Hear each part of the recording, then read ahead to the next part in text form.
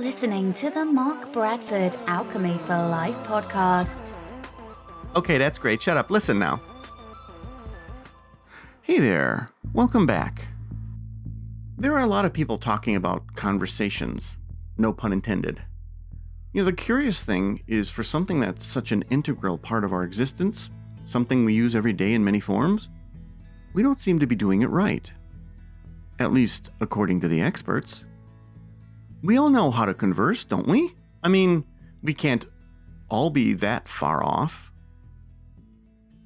The interview.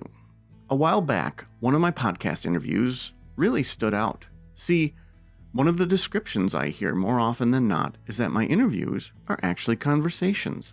The amazing Lucas actually said the experience was cordial. He clearly felt comfortable and enjoyed a friendly atmosphere.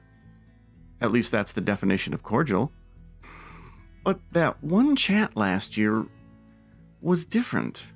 It was not a conversation. I try to make each podcast a conversation, even when it's just you and me. Well, how can you make it a conversation when it's just you talking, Mark? You may ask. To which I reply, I just did. See? Isn't that crazy? It's just me talking, but you have a voice. And it's that voice I keep alive during interviews. And it's that same voice that was missing from the interview. Your conversations. Oh my God, I don't want to be lectured that I'm not conversing properly or not listening to something uncomfortable like that. Right? That's your reaction to what we're talking about. And that's normal. Imagine being told you are driving wrong and have to drive differently from now on. No. That's how I felt when I first started thinking about conversations and hearing words like mindful and third person. 4 kinds of conversations. So let me break it down for you into the 4 kinds of conversations you can have with someone. Let's start with the worst and work upwards to the best. Keep in mind there is nothing wrong with any of these, except for the first one maybe. They all have their place in day-to-day life, and it's important that you explore them all. Note that these are my categorizations and my terms. If you disagree, then you are not disagreeing with big conversation, but instead with me. And the opposite is also true. Wink. Okay, shut up. Listen, is it my turn to talk? Have you ever had a conversation with someone in which they were practically watching your mouth and waiting for it to close? They weren't listening to you, except for the cue for them to talk, which is to say, it's that point in which you take a breath. There are never any follow-up questions, and any response is typically on how what you said has an analog in their life. Oh, that happened to me once. Yeah, I've seen that too.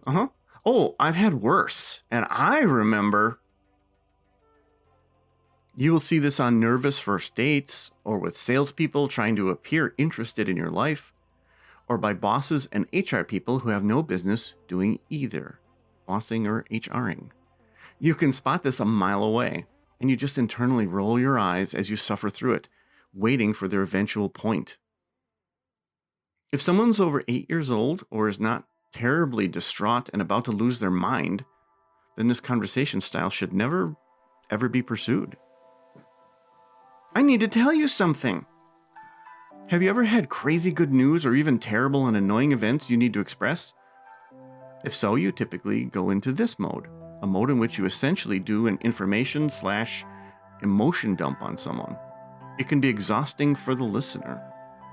Examples of this are a new job, being accepted for an award, building your dream house, or meeting the one. Negative versions of this are losing your job, getting into an accident, having a terrible fight with your spouse, or a date from hell. They are all emotionally charged and can either be very draining or very life-affirming for the listener. This is a 90%, 10% communication that puts the speaker in the spotlight.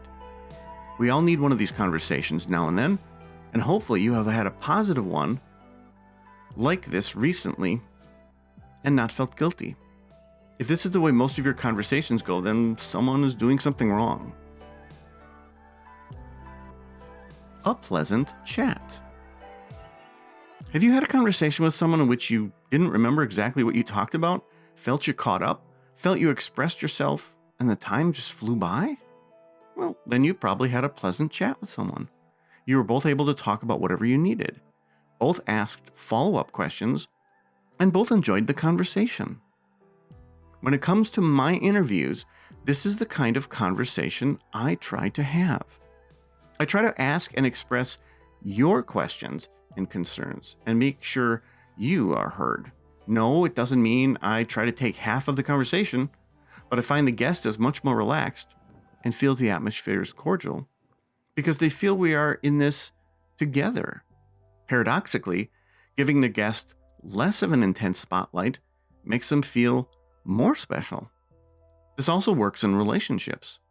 I cringe when I see a guest on a show and they are clearly in defense mode as the spotlight is in their eyes while the host goes through a bullet list of questions and does the whole, "Is it my turn to talk?" routine. Third person mindful. Ooh, spooky. You like it? It's autumn sunrise. That's a reference to Ghost when the guy jumps into Whoopi Goldberg's body and he sees his wife kind of dyed her hair orange and he's like, "Dang, baby, what'd you do to your..." Never mind. It was a Ghost reference because you'll see. Anyway, imagine that you're having a conversation and you somehow float out of your body to watch you and the other person have a chat. That's the existential concept of being a third person watcher. Yes, it's possible. And yes, it's useful. I don't recommend it for anyone until they can master having a pleasant chat with someone. You've probably done a version of this in which your mind was elsewhere when you chatted. Yes, you were not in your head, but no, you were not focused on the participants.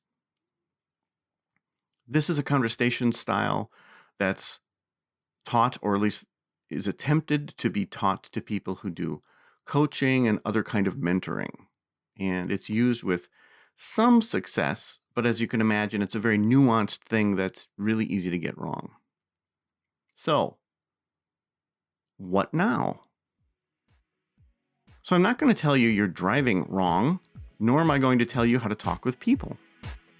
I simply want to make you aware of these nuances of conversation that can make or break your interactions.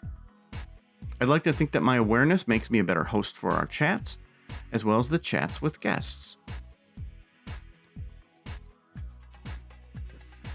For those of you who enjoy the homework that I give, hopefully that's at least more than a handful, I would like your homework to be think about these conversation styles, how you have participated them in the past, and in your next conversation with someone, like you meet someone for coffee or you have a decent conversation, or you're even in a meeting with a boss, a coworker, what have you, think about which kind of conversation you're having. If you find that a lot of your stress comes from conversations with a specific person or conversations with people in general, it may be because you have somehow defaulted to one of these styles. If you feel like you're never really heard, you may default to the shut up, okay, listen to me. You may have defaulted to a style in which you don't even want to hear the other person. And the reason you don't want to hear the other person is because you feel like you want to make your point so badly that you're just waiting for them to stop talking. That's a sign of something else. So once you solve the I'm not heard issue, you'll probably switch out of that. And it could be sort of a vicious, repetitive circle. You keep doing it, so nobody listens, so you keep doing it. I mean, these are things that adults, full-grown adults do. This is not just a child thing. Conversely, I actually hope you're having the I need to tell you something kind of conversations with people. I think those are really important. I think those are a basis for some pretty solid friendships. I mean, if you meet your friend or your friend feels like she has to talk, or she tells you about a little something in her life and you go, hey, you know what? Let's randomly do lunch. Let's randomly have coffee. And because you set it up so that you can give her the chance to do the I need to tell you something. And you'll have that ability to do that again with someone else, and they'll do it with you. I know, as always, I crammed a whole bunch of stuff into about 10 minutes, so feel free to listen to this a couple times if you'd like. If you have any input, I always appreciate that. And if you'd like to be a guest, feel free to contact me as well. And take care. Hey there, thanks for listening.